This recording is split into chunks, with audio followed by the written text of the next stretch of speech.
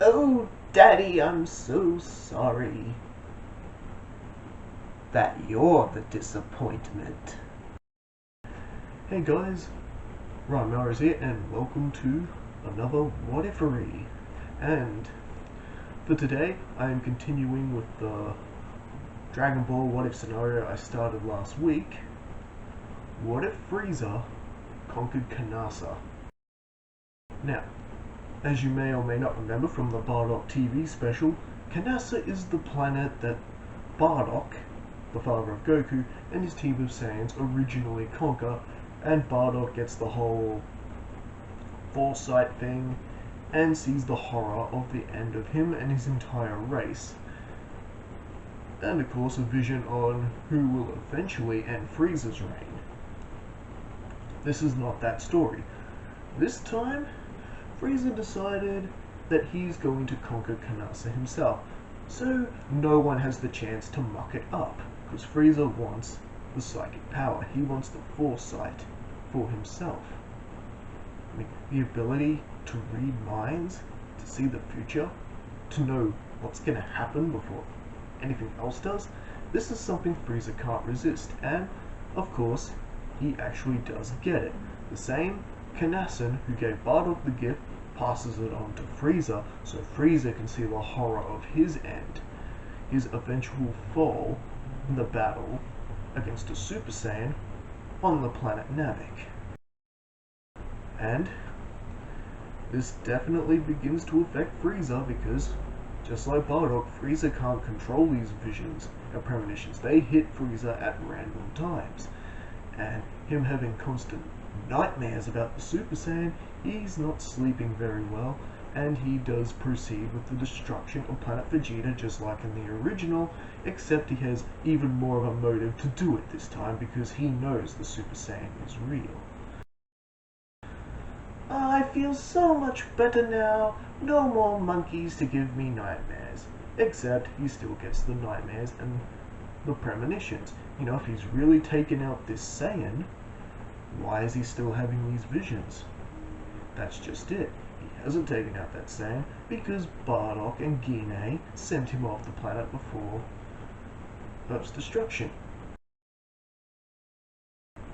Now remember, for those of you familiar with the Dragon Ball Minus manga, Bardock figures out what Frieza was going to do to Planet Vegeta without the foresight.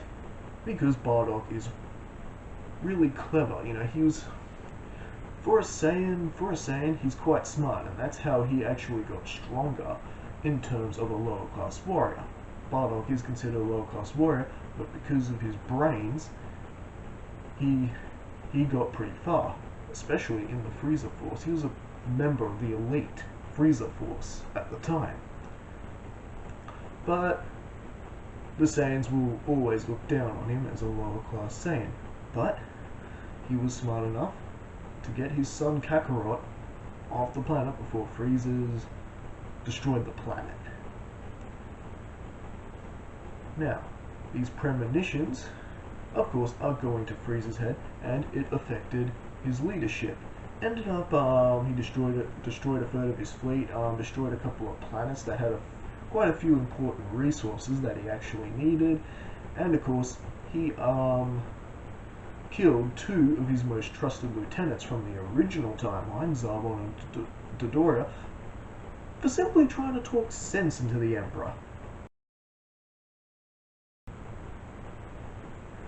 Talk about a guy who doesn't take suggestion.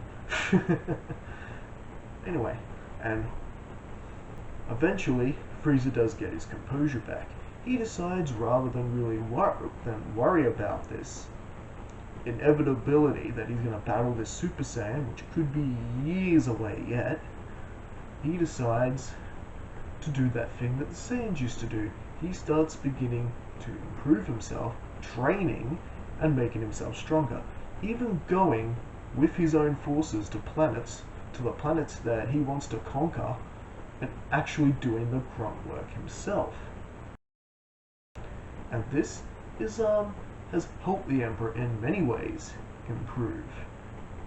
And meanwhile, King Cold, Frieza's father, has got news of his son's activities and everything that's going on, and he is quite concerned with the state of his empire. Perhaps I should have left the empire to Cooler instead. Well, I better go up there and give my son a good talking to. Doing the grunt work himself? Destroying a third of his fleet? Not to mention what he did to poor Zarbon and Dodoria. This is not the son I raised. And King Cold is on his way to talk to Frieza.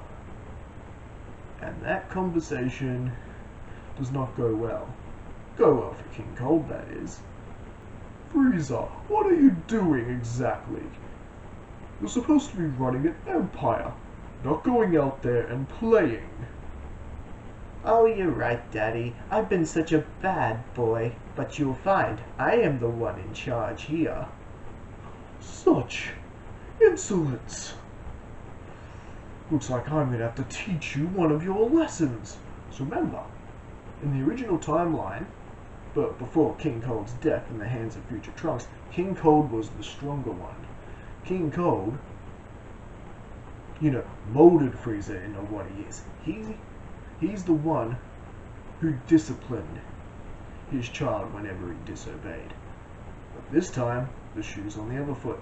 King Cold doesn't realize that Frieza has actually gotten himself stronger. So when King Cold charges at him for a strike, Frieza just catches his hand and he's like, No, Daddy, no.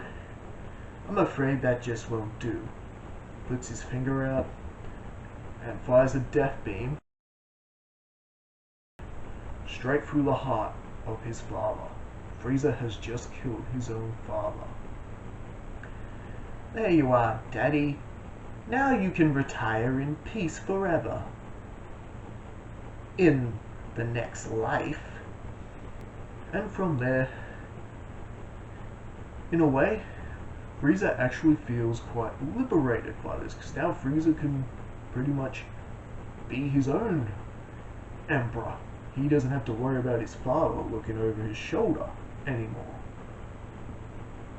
And he's able to just keep doing what he's doing, keep conquering the planets he wants to conquer, being actually a part of his forces. And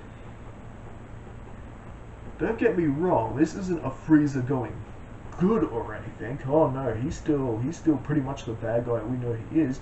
It's just not only do his men fear him, but they respect him as well, because he's out there on the front lines with them, fighting with them. It's just boosting more morality within the Frieza force, and that ultimately makes his men fight harder for him. And meanwhile, we go for a bit of a time skip here. The years go by. Raditz, Vegeta, and Nappa, yes, they're still alive. They were still off-world when Planet Vegeta blew up, and of course have been serving Frieza since. And Raditz and Vegeta are both fully grown now. We're almost heading into where the beginning of Z would have started. Raditz, Vegeta, and Nappa have just returned from a mission from Tradic. If you watch the anime at all, they do mention Tradic in the anime, and I think the manga as well. In fact, I remember watching on YouTube, this guy actually did a full-on fan film of the Battle of Tradic between Nappa, Raditz, and Vegeta trying to take over planet Tradic. It's actually pretty cool. In fact, I'll leave a link to that video in the description. It's pretty cool. The animation's well done, especially for a fan film. Anyway, now we're getting off topic. So, they've returned from this mission, and Raditz is thinking about going to Earth to pick up Kakarot and add him to the Frieza forces. This will only increase their efficiency, and it's another Saiyan in the midst. Perhaps a Saiyan even weaker than Raditz, so maybe Nappa and Vegeta will stop picking on him so much for being so weak. Well, I'll tell you what, Raditz, if you find your brother and he's actually weaker than you, well, I guess we can give him a hard time then. Yeah, We can call you the weak siblings. You know, Vegeta and Nappa, that whole chestnut, trying to get a rise out of Raditz. And meanwhile, Frieza is still having premonitions about the Super Saiyan he will face. This, of course, being Goku in the future. Then he has another premonition, and he sees Raditz, a premonition of Raditz, talking with Goku to try to recruit him into the Frieza Force. Oh, Sorbet? Because yes, we got Sorbet in this timeline. He's a bit more active now that, you know, there's no Zarbon and Dodoria, so Sorbet sort of had to step up here. Sorbet, please fetch that monkey Raditz for me. It would seem he has been keeping something from us. So remember, Raditz is aware that Gine and his father sent Kakarot off-world, and he does know the coordinates and location. Perhaps Frieza can get rid of this threat before it happens. And of course, Sorbet appears before Vegeta, Raditz, and Nappa. Raditz, Lord Frieza wishes to see you immediately. Vegeta and Nappa just sort of question, "Alright, fine, we'll be there." "No, not you, Prince Vegeta. Just Raditz." Everyone's confused, especially Raditz. Huh? Why on earth would Frieza want to see me? He's never spoken to me in a day of my life. And he is brought before the Emperor himself. Oh, Raditz, it seems you've been a naughty little monkey, haven't you? You've been keeping secrets. Tell me, your brother Kakarot, where is he? Where did your parents send him? And Raditz, of course, he tries to put down, I don't know what you're talking about. Didn't he die on the planet? Oh, Raditz, you are a terrible liar. And fires a death beam at Raditz's shoulder. Raditz is reeling in pain. You sure you don't want to talk, monkey? The longer you hold off, the more unpleasant this gets for you. Well, Raditz is not saying anything. Raditz is just looking at him. Go to hell, you bastard!